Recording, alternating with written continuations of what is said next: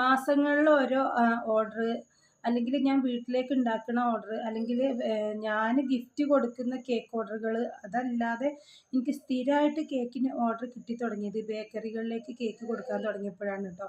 കാരണം നമ്മളെ നാട്ടിൽ സ്ഥിരമായിട്ട് കേക്ക് ഓർഡർ കിട്ടാൻ വേണ്ടിയിട്ട് ഞാൻ ബേക്കറിയിലേക്കാവുമ്പോൾ എല്ലാ ദിവസവും ഓർഡർ ഉണ്ടാവും. അപ്പോൾ പിന്നെ നമ്മളെ വീട്ടിൽ നിന്ന് കേക്ക് കൊണ്ടുവന്നത് കണ്ടിട്ടും പിന്നെ ടൗണിൽ അറിയാൻ തുടങ്ങി കേട്ടോ.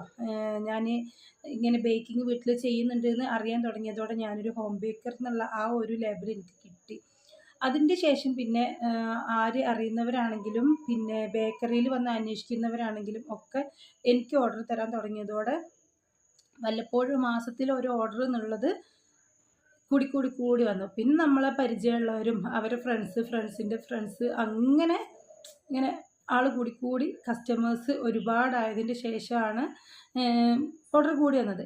പിന്നെ കൊറോണ ടൈമിലാണ് ഏറ്റവും കൂടുതൽ കേക്ക് ഓർഡർ ചെയ്തിട്ടുള്ളതും. പിന്നെ അതുപോലെ തന്നെ ഒരുപാട് ഓർഡറുകൾ ഒരുപാട് ഓർഡർ കിട്ടിയൊരു കേക്ക് എന്ന് പറഞ്ഞിട്ടുണ്ടെങ്കിൽ നമ്മളെ ഡ്രീം കേക്കാണ് കേട്ടോ. ഡ്രീം കേക്ക് എത്ര ഡ്രീം കേക്ക് ചെയ്തു എന്നൊക്കെ പറയാൻ പറ്റില്ല, അത്രയധികം ഡ്രീം കേക്ക് ചെയ്തിട്ടുണ്ട്.